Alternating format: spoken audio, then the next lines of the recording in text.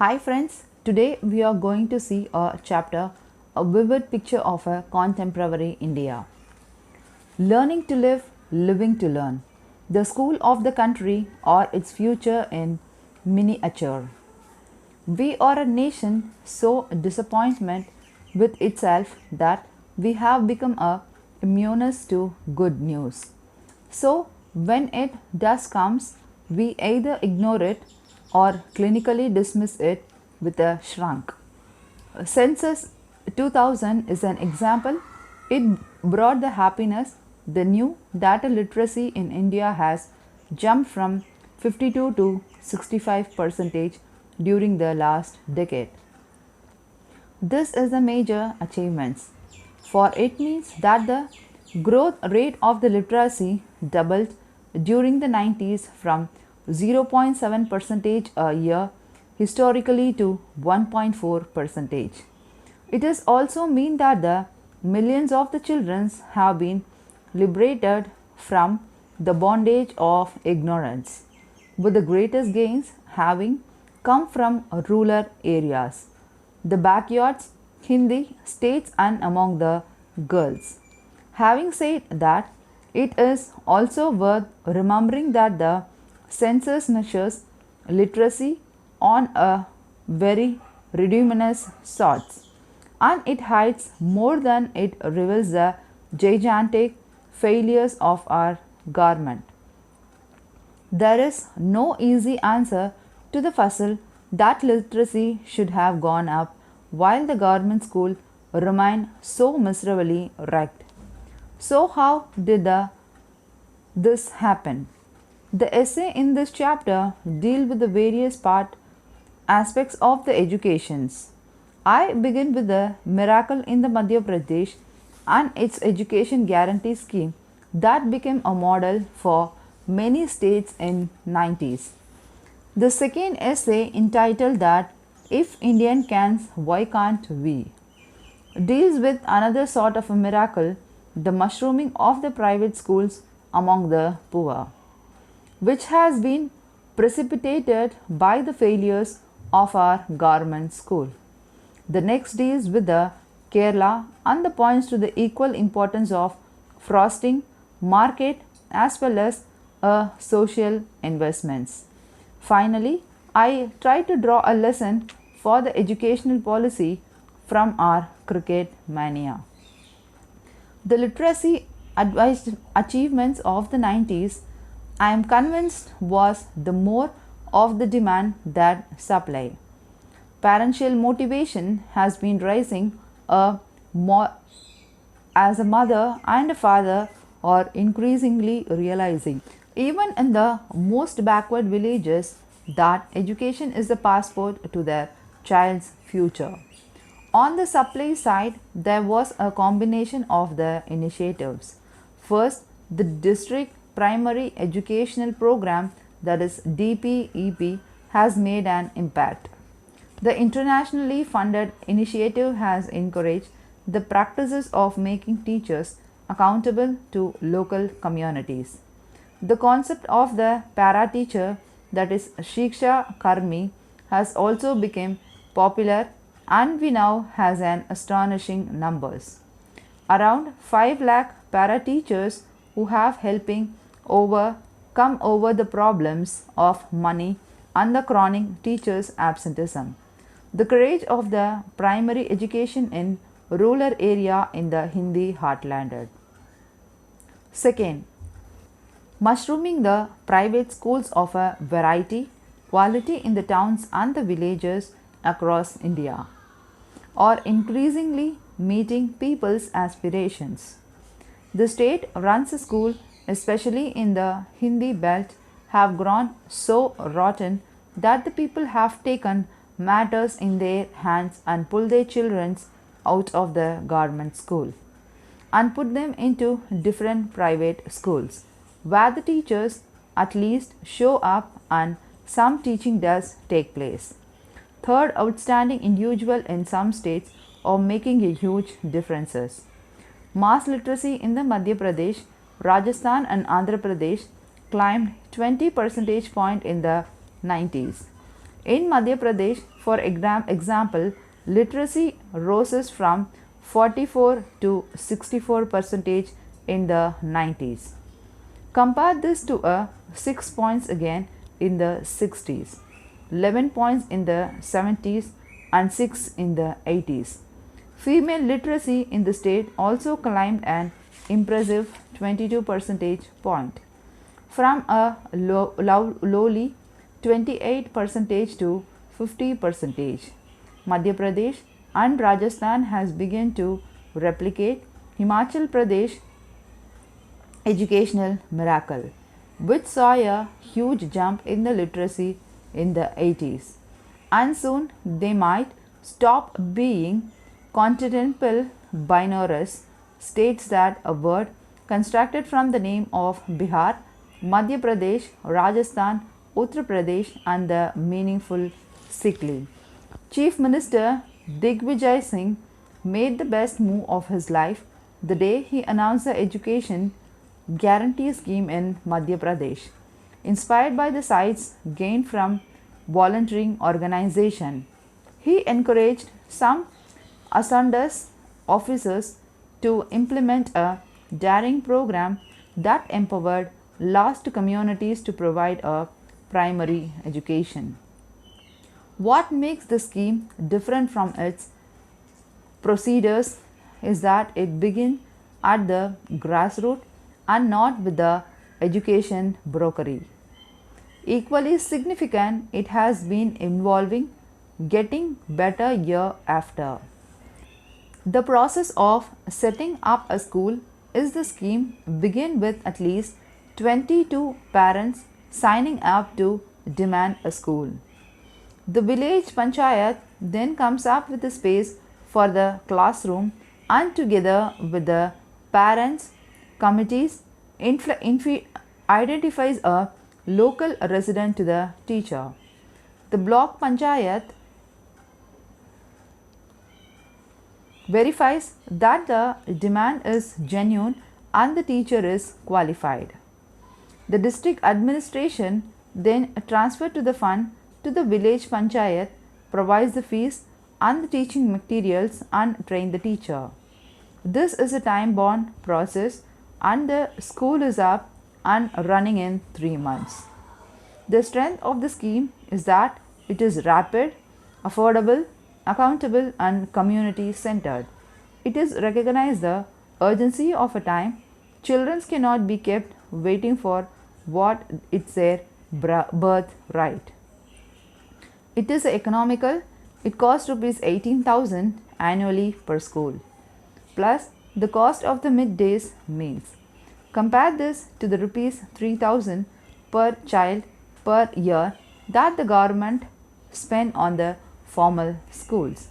The parameter teachers are paid less than rupees 1,000 per month compared to the roughly rupees of 4,000 paid to the regular teachers. But the panchayat is encouraged to the supplement this. The para teacher is also a local person and accountable to the village, and this helped to get over today's bright problem. Teachers' absenteeism in the formal school governments. The program being community centered means that the parents want the school or willing to provide a space for it and supervise it. The teaching material is relevant to the life in the village and it rises to enthusiast the learner, unlike the idiotic rote learning models of the formal school. Critics call this program had made a mad and imprudent. However, they are silenced today, for the results have been overwhelming. By the end of the 90s, more than 26,000 such schools have opened. During its heyday in 1998, schools were opening at the rate of 40 a month.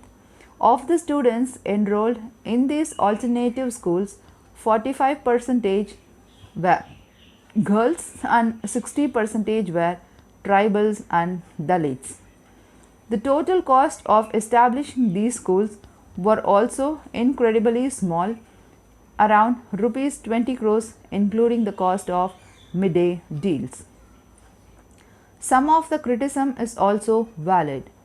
Criticize see in the scheme a conspiracy by the state of land the burden of a primary education to the village panchayat.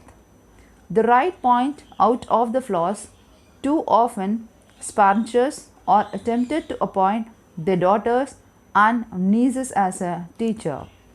Criticizes also worry that alternative schools might institutionalize dualism between two types of a school system. Moreover, an unsculpturous political might have make a parameters permanent.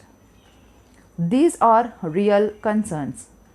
The critics have, however, looked over the richness of the achievements. Tests administered by the independent experts of the Indian Institution of Management in Ahmedabad found that the children in these non-formal schools run by the para teachers constantly outperformed those in the formal school governments. The experimentation with the curriculum in these schools, such as Joyful Learning, package developed by the voluntary organization Ekalavya, is making a significant difference in the young age development.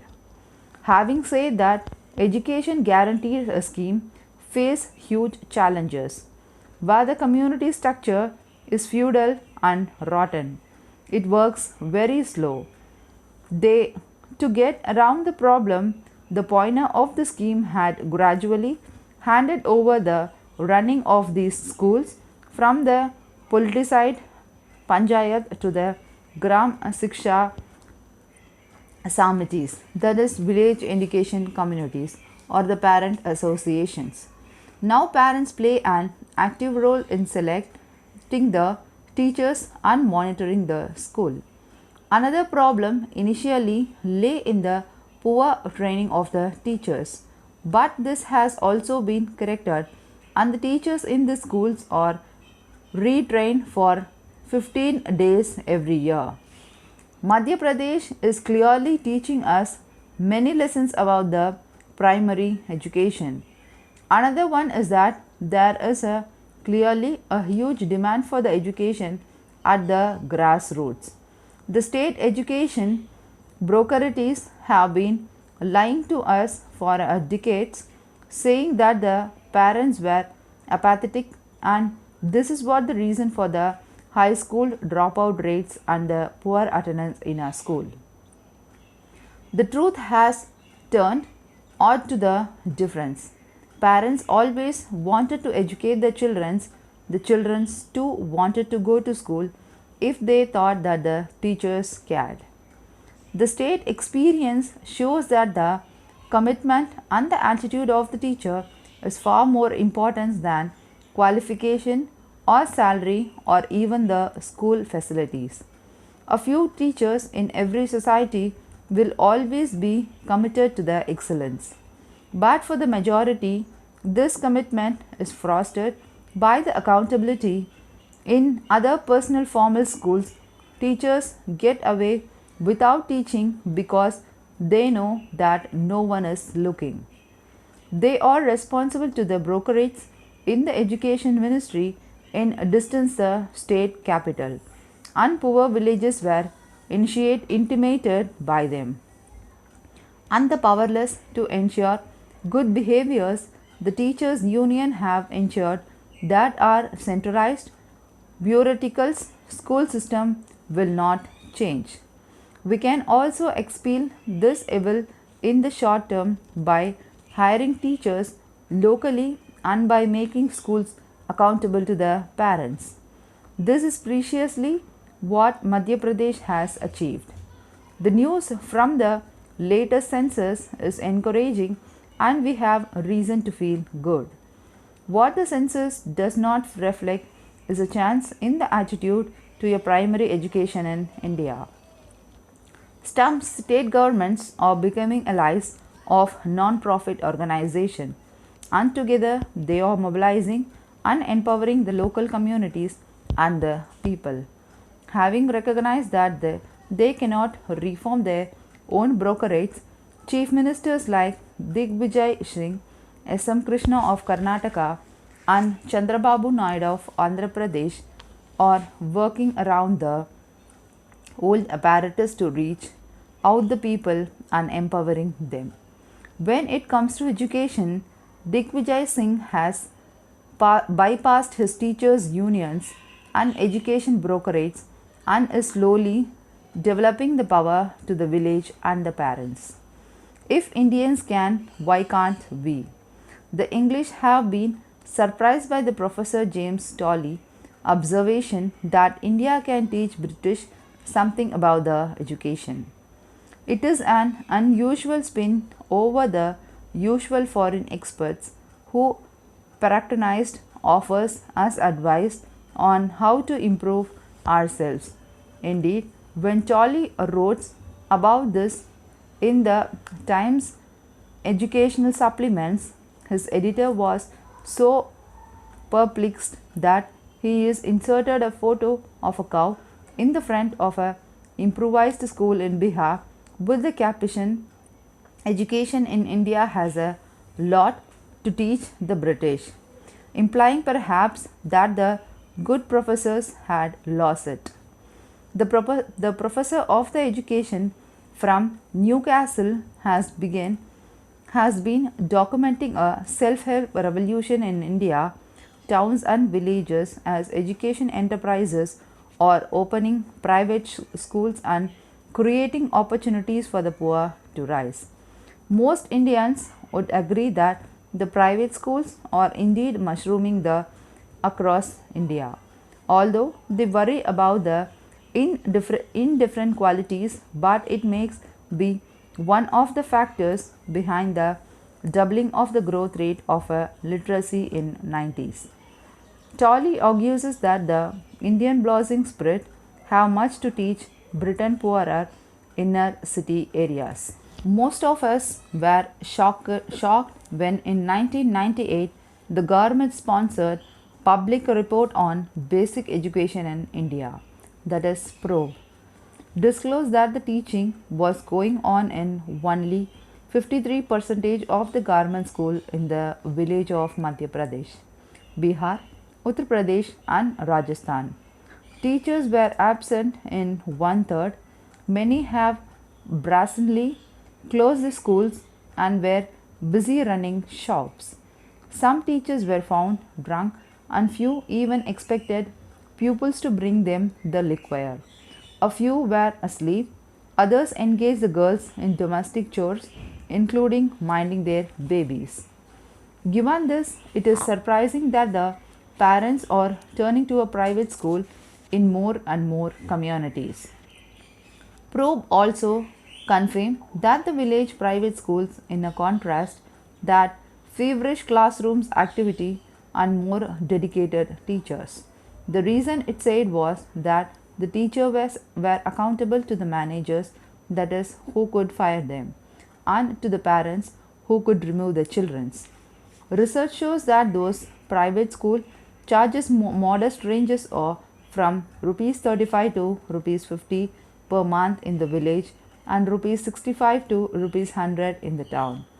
They are also popular because they teach English.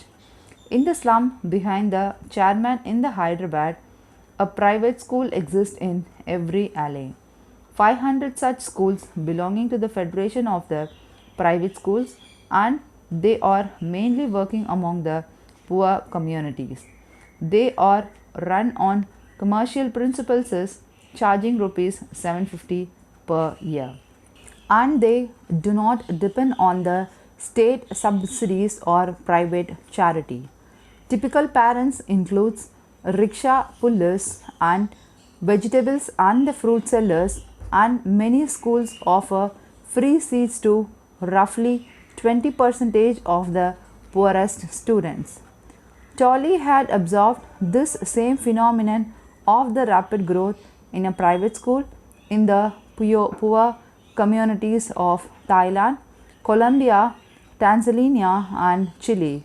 Cheap private schools, it seems, are doing more for the poor because state education has let the poor down. When does this mean for our education policy reforms?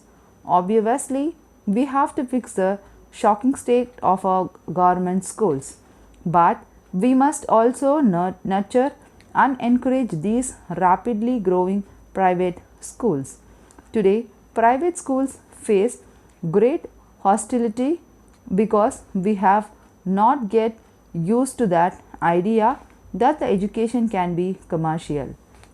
Indeed, the famous Unnikrishnan judgment of the Supreme Court prohibited that the commercialization of education, the brokery, exports of a society's prejudice, and it has created a virtual license raj in education. It makes it impossible to start a new school without paying a bribe. Education enterprises faces a plethora of regularization which limit competitions, create artificial scarcity, and allow existing schools to exploit the parents. The major problem continues to be recognition of these schools. To obtain recognition, schools are required to have, for example, playground among dozens of the other equipments. That is all very well. But private schools for the poor cannot afford these middle class luxuries. Indeed, the Prime Minister's Economy Advisory Council have recognized this problem and have recommended the education must be liberalized and all the entry exit restrictions and the brokerage hurdle faced by the private schools and the colleges should be abolished. Instead of following the state for the upneath time for its failure, we should ask a hard question. Given the shocking state of the government school, can we trust the state of the deliver education? If we can trust it to produce bread, how can we trust it with the mind of our young? However, in our vast country, only the state has the resources for universal primary education. Hence, the solution is a state aided school. The government must give up running schools and become a non interfering fund provider. Running school is the best left to the educational personalizations, voluntary organization, and edupredators. On a contrast, who renewal based on the performances. Indeed, there are organizations today which already run parallel schools inside government schools during half hours in the some cases, and they are delivering excellent results. Once this happens, new schools will emerge creatively with blossom and parents will have a choice. The miserable state schools will also improve when they are forced to compete. And if they do not, parents will pull their children out and they will either have closed down or be sold off. The idea will take time to get accepted, but the thinking middle class can make a beginning and become more understanding of the new private schools. It is odd that our judiciary, with the enthusiastic support of the middle class, is up its arm against private education. I think that the school are profiting at the expenses of the parents. The Justice K.S. Dukhal community on the private schools set up after a Delhi High Court order. He has commented that the exorbitant fees paid by the Hazard's parent. The Karnataka government has banned donations to the private schools and the colleges following a High Court order and introduced price control on school fees. This only shows that our middle class is economically illiterate. The honorable judges, with due respects, are also wrong.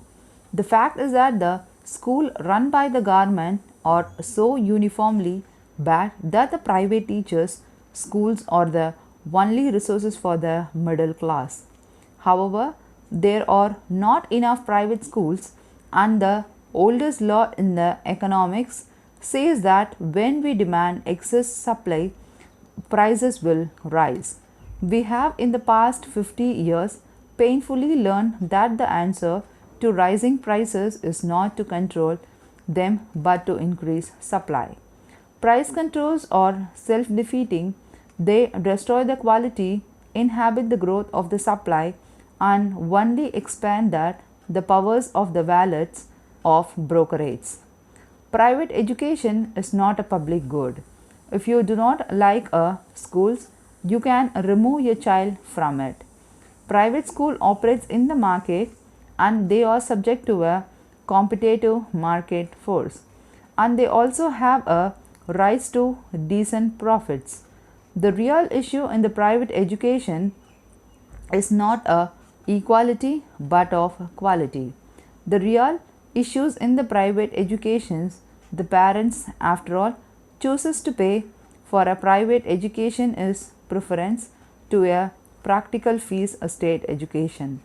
Rising fee of a private school are the results of the mismatch between the supply and the demands. If there is a profit in the education, new interpretations will enter the market and eventually supply will catch up with the demand. When that happens, there will be a stiff competitions of for the people among the rival schools. School will be quickly realize that in the order to retain students or attract new ones, they will have to either improve quality or lower fees. Hence, the market can, to a great extent, solve the problems of high fees. We do not need price controllers. Among the millions of the boys and girls who dash off to the school every morning, go on one but several future prime ministers, Supreme Court judges, dozens of chairmen of major corporations, vice chancellors of the universities, secretaries to the government, eminent scientists, and the men of the letters. Who do we make sure that the very best of these children, rather than militaries, will rise up to the top to the lead as in the future? The answer is a quality education. The wealth of a nation consists in the number of superior men and the women it harbors. It is a competitive world where global markets share is increasingly determining the winners and the losses among the nations. We have a responsibility to ensure that our leaders have the ability to engage and win its global content. The sad truth is that these leaders are unequally to come from the state run schools, not because students in the government schools are less bright, but they do not receive a poor education. Quality education needs autonomy from the state. The middle class is thus fighting the word battle. It should fight to the free education from the shackles of a bureaucracy rather than fight for the price control. At the same time, the state has a responsibility to fund primary education. Hence, we vote to fight to make life easier for a static aided school. Fighting for high standards does not mean that one is a aesthetic. The best schools and the colleges must and do offer a part of their seats on the scholarships to the bright but the poor students. This is a model in the United States where alumni generally funds scholarship for the outstanding men and women ability. Philosopher Alfred North Whitehead once said that I am in the condition of the modern life, the rule is absolute. The race which do not value trained intelligence is doomed. In the 90s, we have witnesses in India a revolution in our attitude to the men and the women of ability. Earlier, we are extravagantly wasted of talent. Today, ask the head of our major company, and he or she will tell you that their biggest problem is to find executives with the leadership ability. Only a sound education equips a person to be a leader. So the answer is so vastly expanded our net for the talent. Does Sen make senses? A few years ago, I met a charming mother of two from Kerala. The subjects of Amritya Sen came up. You must be pleased, I said, that he has put Kerala on the world map, and I was surprised by her answer. She doesn't understand the tragedy of being a mother from Kerala. All our young people have gone away. There are no jobs in the Kerala. What's the point of having the highest literacy rates in India? You work hard to bring up your young and then they forced to leave you. Is this what life is all about? I was left with a wide sense of unease. She was suggested that while Sen empathizes education and the health, he underplays the importance of creating dynamic markets, investment, and economic growth. Children leave Kerala because there are no jobs there. There are no jobs because the state is hostile to the private investment. No sensible interpretations invest in the Kerala because of an advisor labor and government. However, for her to blame Sen, I thought, was not entirely fair. After all, her children were not described in the same way as the desperately poor and the illiterate in the Hindi belt that Sen is concerned with. At least the Keralites have a choice. Education has empowered them to find a living elsewhere, if not at the home. Having said that, I also believe Sen would sympathize with her dilemma. Her sadness was genuine, and Sen, I think, would be the first to admit Kerala's weakness. Sen has said many times that Kerala is not an ideal model, despite its impressive literacy achievements. India also needs economic reforms, better functioning markets, less public sectors, and more globalization.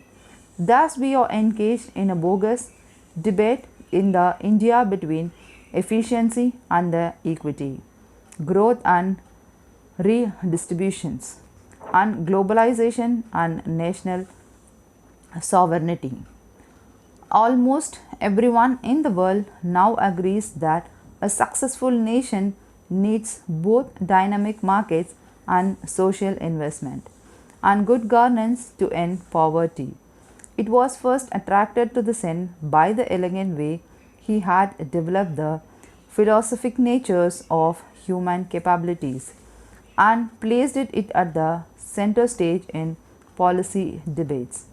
He had argued that the wealth and the poverty of a nation is not measured only by the growth of the income per head, but real development was about expanding the opportunity for the individuals in the society. This meant increasing freedom of the citizen to pursue what they value for expanding their capabilities. Enchanting a person's capability is to increase one's choices about the kind of life one wishes to lead. A poor person lack opportunities is not capable of doing many things. A poor person is thus capability deprived and less free.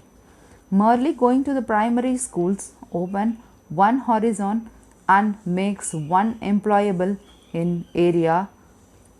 Secondary schools added to these choice and higher education further multiplies one capabilities.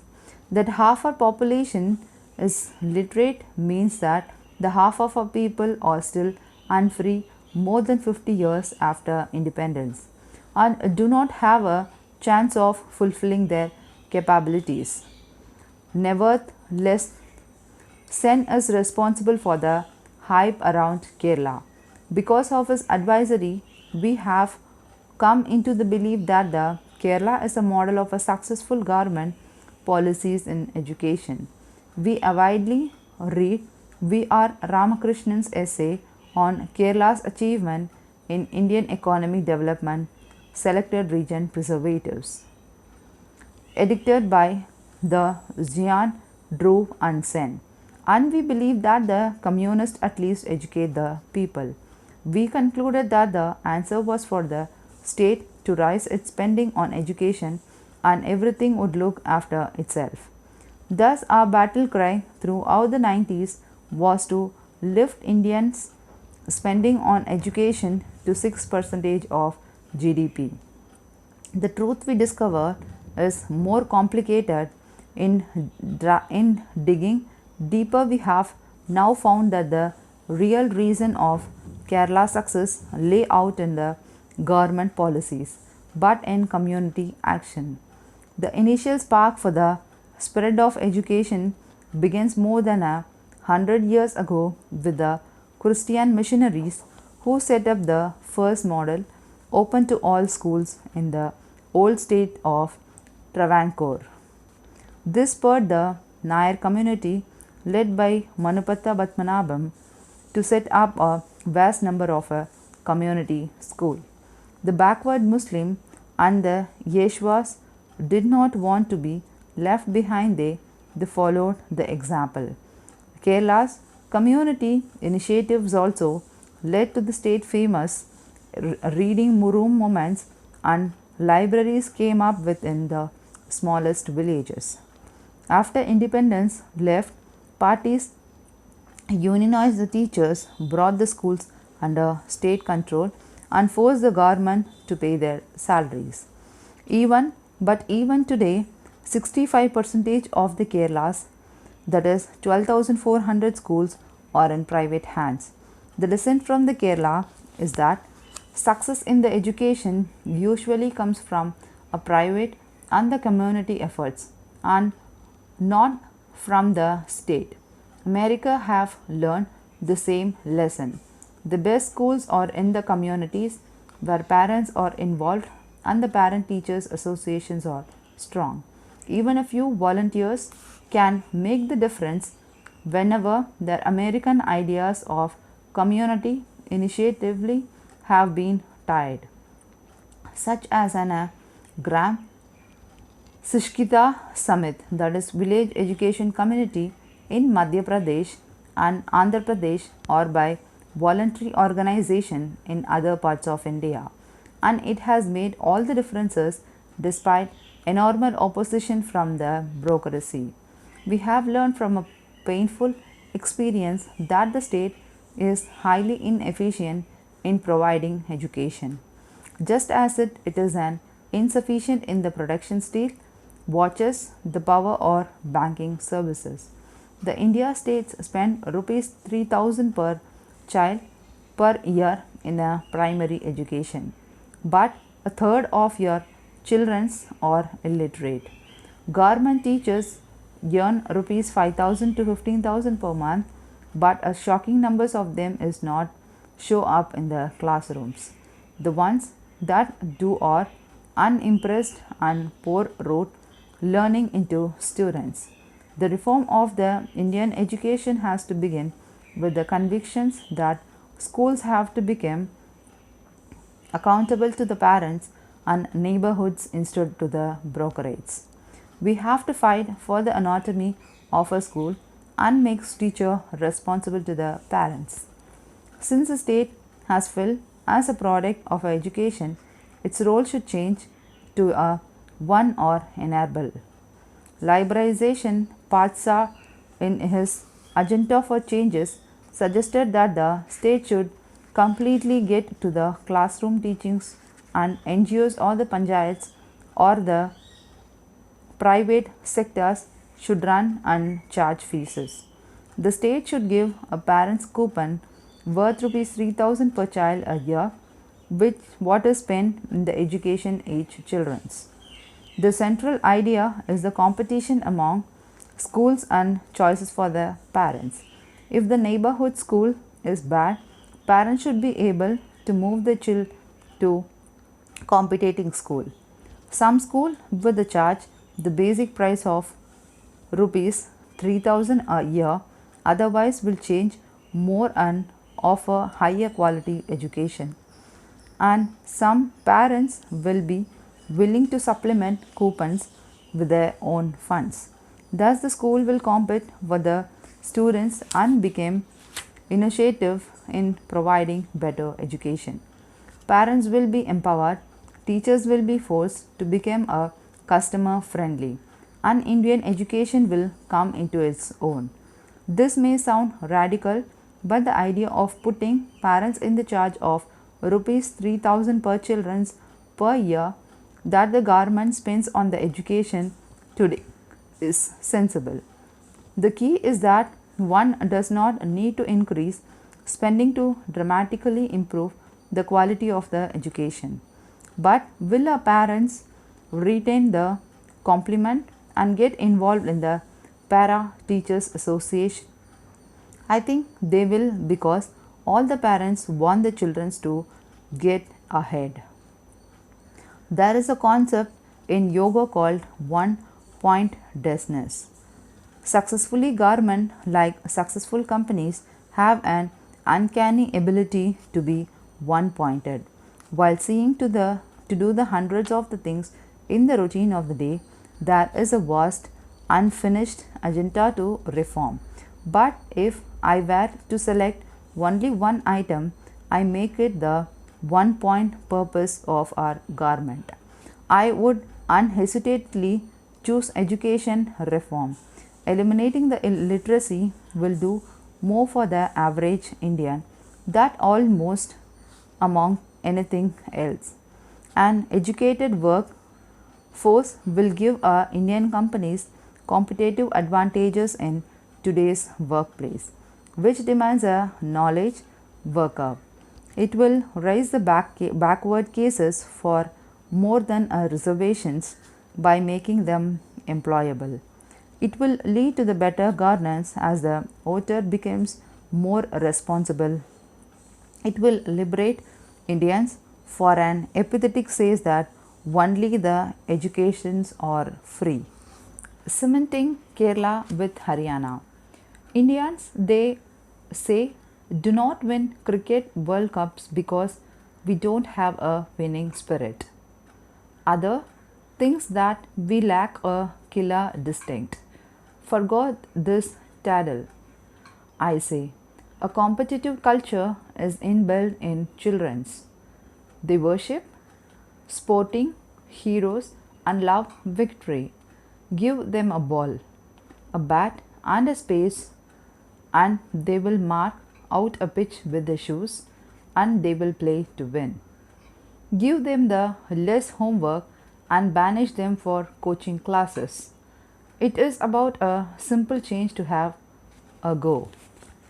There is a ratty municipal playground near my homes where the children of the neighborhood come out and play. At any time, there are 2 or 3 children with the cricket game in progress, usually with a tennis ball. One day, there was a breathless hush on this ground. 4 balls left, 6 runs to make, and the last man in. Pure of the heart, a 10 years old schoolboy walked to the wicket. The young hero flashed at the first ball. The second ball he smouts for a 4. He hit the third ball uppishly, but the catch was missed. The last ball was a beauty, but a young hero was no daunted. He hit a straight drive in the manner of Rahul Dravid, and it fetched him 3 runs and the match. Joyful grins on his face, as he walked towards his father and said it all. Winning World Cups or beating Pakistan are good to talk about, but there are no points. It is not the lack of the will to win, nor the deflect in killer instinct, but the lack of the opportunity for our children to go outdoors and tire themselves out. We do not have enough scrubby open spaces in our town, and there are too few playgrounds in our school.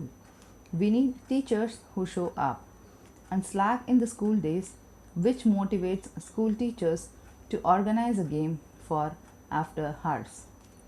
We need to give our children a break from the intolerable burden for rote learning. The experts are wrong when they saw that we must spot a talent at the birth and fast track it through elite cricket academics. The truth is that the talent will emerge at different speed through informal kickabout and tennis ball cricket games. A hawk games at a schools and closest to my home on dusty bits of a hard ground. Will do more to lay the foundation of a great sporting career in talented children's. The high-minded complaints about the commercialization of cricket. They lay the blame it again on the economic reform and the culture of the television and greed. Rubbish, I say. It is not Gandhi or Nehru or even democracy that holds India together. In our cricket team, that we can watch on a television for free because advertising pay for it. Each time Tendulkar hits a straight drive for a 4, he cements Kerala with Haryana and Ranchi with Kolhapur. What if he grunts, they'll manage more for Pepsi? Tendulkar has come to the metaphor of India. Whether he scores a century or get out for a duck, his professionals reflects every Indian tenure's grasp on success and happiness. With every square cut, he gives our millions a vital lesson in what it means to be Indian. The cricket in India, more than a recreation for the masses, it is about the human possibilities. It is means to upward mobility, and it's further the social revolution created by the ballot box by giving the sahibs and non-sahibs a common heroes. Since this has been the Western millennium, naturally a great deal of hype has surrounded it, and everyone has been by busy making list. Not to be felt out, I too have made mine.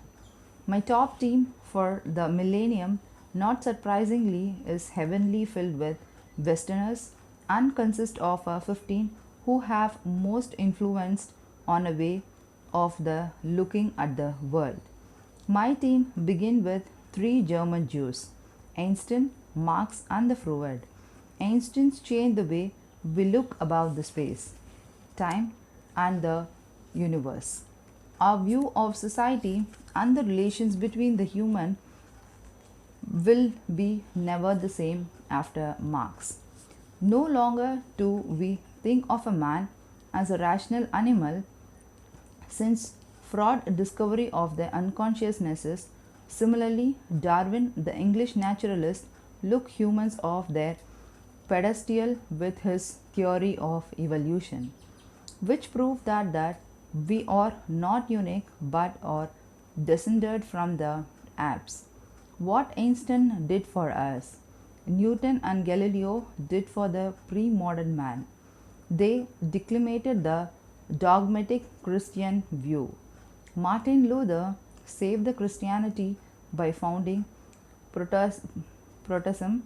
He did to the Catholic priest with Buddha has done to the Buddhism. 2000 years before, Adam Smith discovered the invisible hand and laid the foundations of a capitalism, just as Marx would do for communism. The artists who changed our conception of the world were easy choices. What Shakespeare was to drama, Rembrandt was to paint, what Beowulf was to music, Dennett was to poetry, Michelangelo to the human form. These artists of the last millennium created our world of beauty and emotions and taught us that true beauty and the love are one. I must confirm that I found it painful to exalute Picasso and Zezina who created our modern world of art. The same for the Budharali and T.S. Eliot in literature. Apart from Luther, two men of action qualified for my team, a Russian and an Indian.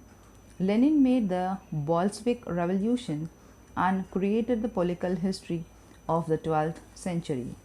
Mohammad Karamchand Gandhi was arguably the greatest of human beings for amidst the disaster killing in the past century. He explained the value of the humanity and justice. So will complain that my list is heavily Western. But as I have said, the West wrote the history of this millennium. The West influenced us, we did not influence it. If it had to do an Indian list of the millennium, I would have included Guru Nanak, Kabir, Tulsidas, Kisti, Kashuru, among others. For this is these people who truly determine our Indian worldwide. It would not forget the architects of the Taj Mahal either. The first concept of India, by contrast, is more relaxed, liberal, and self confident. It celebrates the opening up of India to the foreign trade investments, and most important to the ideas. I think of India as a mixture of different people and cultures that settled her. In this view, the India never be an authentic past.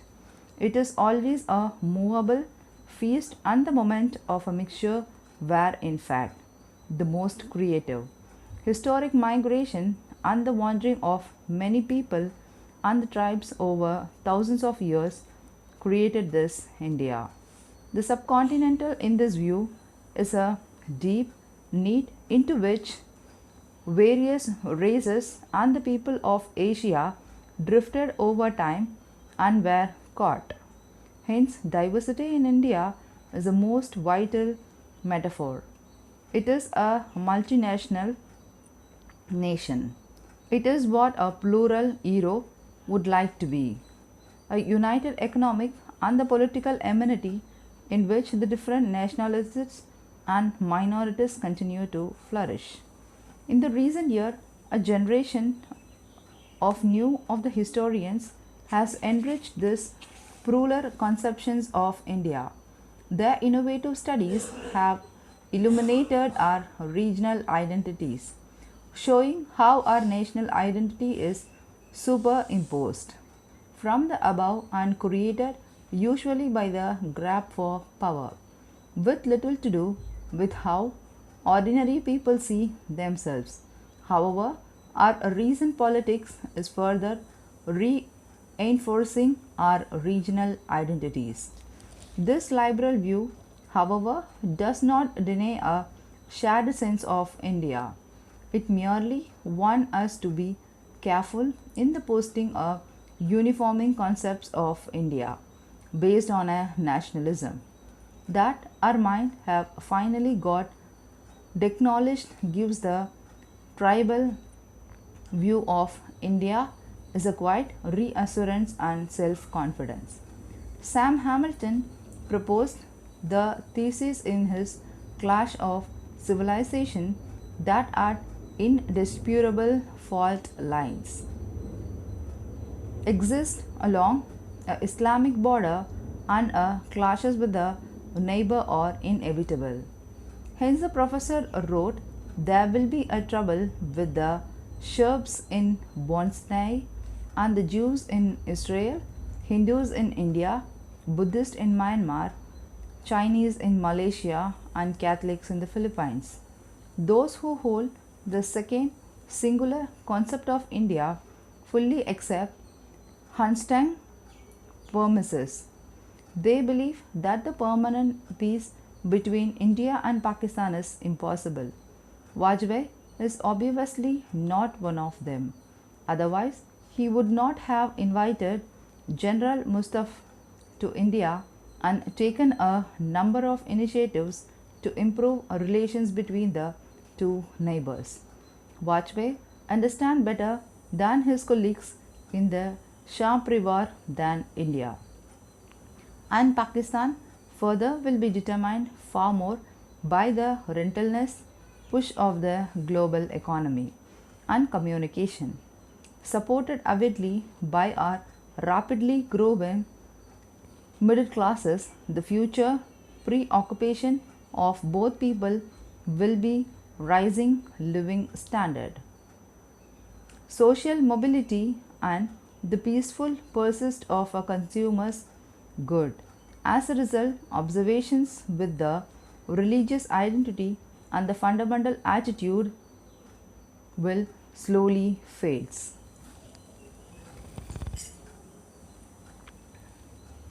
The issues is not whether Vajpayee told the singular or the plural conception of India, but which of the two is likely to prevail. Or will India evolve easily from the constant clash of these two comparing compensation?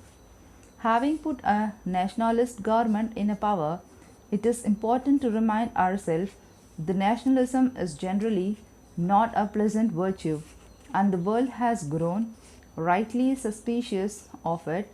After all, the damage it has inflicted in recent times. Nationalism drove the European nation to confuse the world. It made Germany and the Japan militaristic, and this caused two world wars. It led to the murder of the 6 million Jews in the Holocaust. They were terrible tragedies of nationalism. However, nationalism can have its uses when a nation is young. It can help a country modernize and develop with a sense of urgency, as Japan did after the Meiji Restoration in 1867 to 1868. It can help a people to unite to throw out the foreign rules as India did. Nationalism can also help a nation become cohesive, which is a useful thing for a diverse and a plural country like ours. We have suffered heavily in the past because we are disunited and did not act as a team. India was lost first to be a Baba and to the British because of the pro-chiral quarrels and the integrates among our device rulers. Independence too much might have come a dozen years earlier had Gandhiji, Nehru, and Jinnah been able to gather as a team. Bernard Lewis, the communist, once observed, when people realizes that the things are going wrong, there are two questions one can ask. One is, what did we do wrong?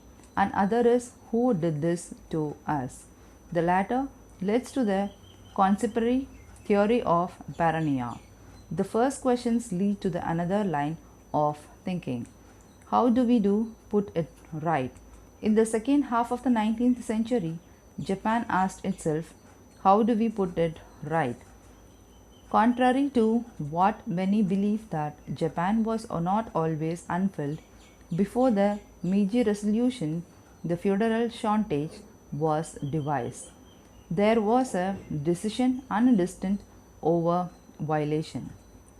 The lord of the great fief of the far south and the west, one enemies finally united against the shogunate.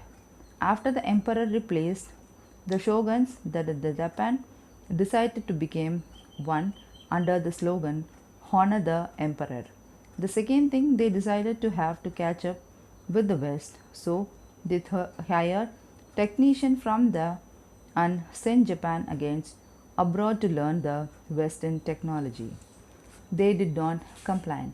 Japan began to modernize by sending a high level delegation to the Europe and the United States, visiting factories and the schools and to learn how to be modernized. The delegation returned to the Japan after 2 years on fire with the enthusiasm to reform. One of the reforms that it is implemented with the characteristic intensity was to give the universal schooling to the boys and girls. The schooling imparted knowledge, but it also insulted the virtues of punctuality, discipline, and the sense of a nation unity that helped create the modern Japan personality.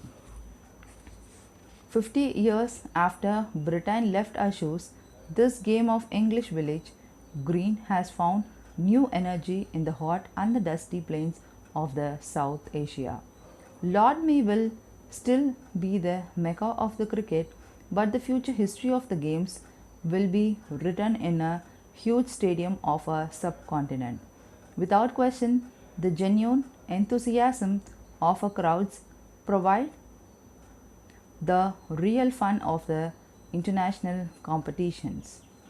Lastly, something of our Swadeshi Wala to the note, the last World Cup demonstrated that the globally economic is a two-way street, while the non-Western world have been strongly shaped by the Western ideas. The West is today adopting and adapting to no Western fashion, faces and ideas. They could also remember the fear of English cricketers, faces as they faced India at Edgbaston in 1999. I wondered if they were in fact playing an anyway game. Thank you.